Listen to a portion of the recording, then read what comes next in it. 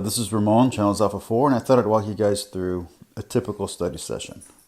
So I just took down the notes, the summary for my Bible reading for today's lesson. This is gonna post today, probably around 11 p.m. And this is a shorter chapter, so I figured this would be a good chapter to show you. This is chapter 36, and basically it's just about the descendants of Esau. My handwriting's chicken scratch, don't worry about that. And I take my notes there, and then I go through each section.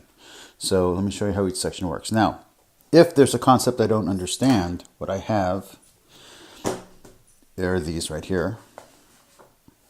And in here I'll tell you what books are being referenced and what material is, where it comes from, what's the origin of the idea. And so with this, I will then, let's say that I was reading something in Genesis, and this is Exodus. So here's the concept of God as defined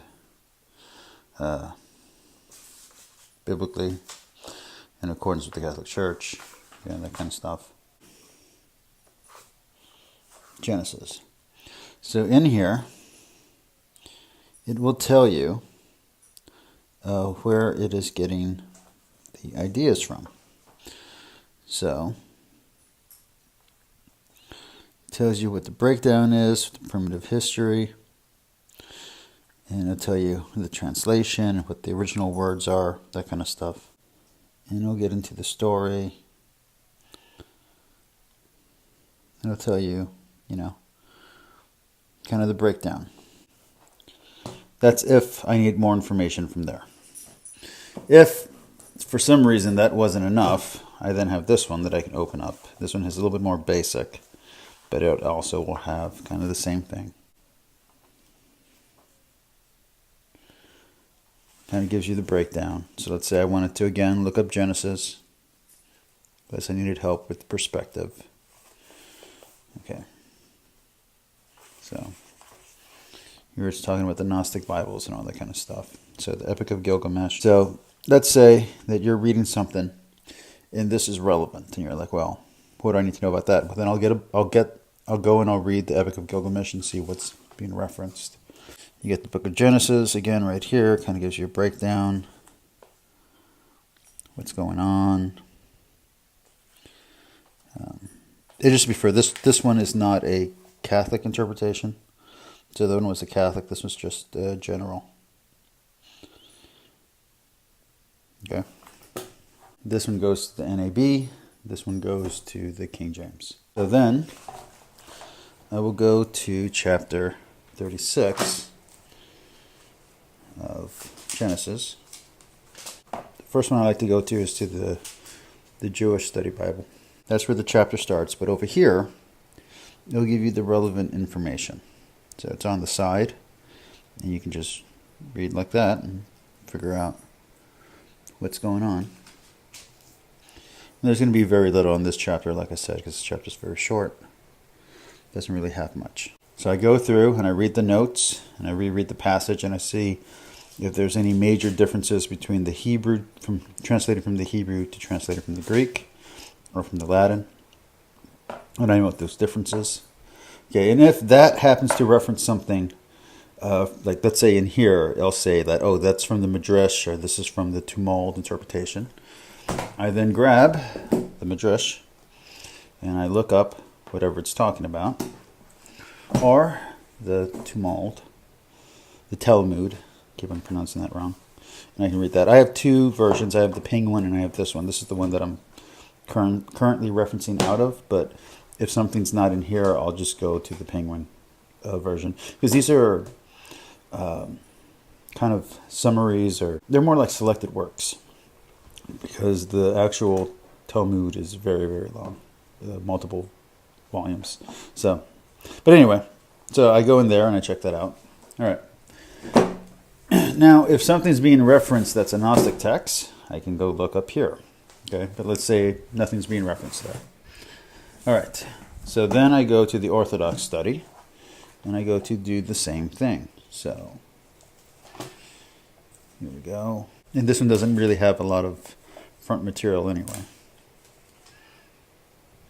So you get the story right here, and here it doesn't have any notes whatsoever, but if you notice in the previous chapter, it has notes here, and these are all notes, but they're actually notes from the church fathers. So whatever the church fathers said about it will be put right here. So I think that's, yeah, Athanasius. So that's what he thought about that verse. So you can see what the church fathers thought. I also have the church fathers, which I've shown in other videos. Then you have the Catholic study. And with the Catholic study, there's actually two places I can look through.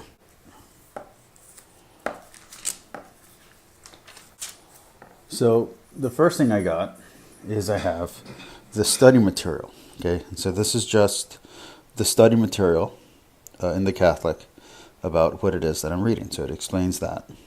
Okay, and then I can go into the actual chapter, and there's the passage, and then down here is the notes. Okay, and it'll break down what the information is. Okay. But all of that will be academic and won't be taking everything so literal. But what if I need a literal interpretation? Well, then I have this. So here are the translations, very different. Concordance is in the center. Both sides of this is the text. But on the bottom here is the notes.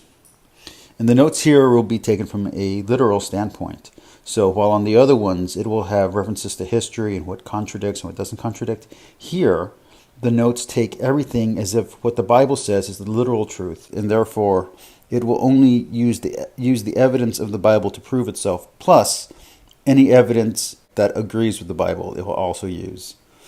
But because of that, it's not always very reliable, but it is interesting to see how evangelicals, or those who take the Bible, are literalist, read the same passages. So over here, we get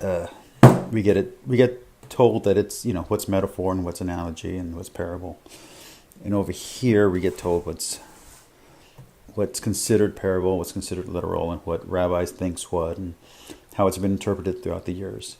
Over here, you'll get a commentary from the church fathers to see how they viewed it. And usually they view everything through the lens of pointing to Christ. And then here you'll get a literalist interpretation.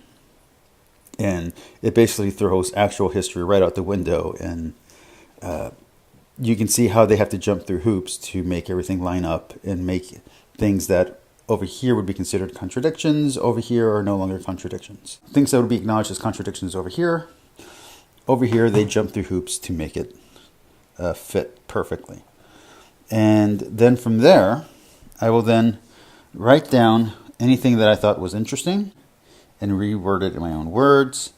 And then from there, I go to my computer and I will start typing out a script. And anything that I need to reference or that I need to give credit to, I give credit to. But for the most part, so far, most of the stuff I've known off roughly the top of my head, so really I haven't had to reference back to anything.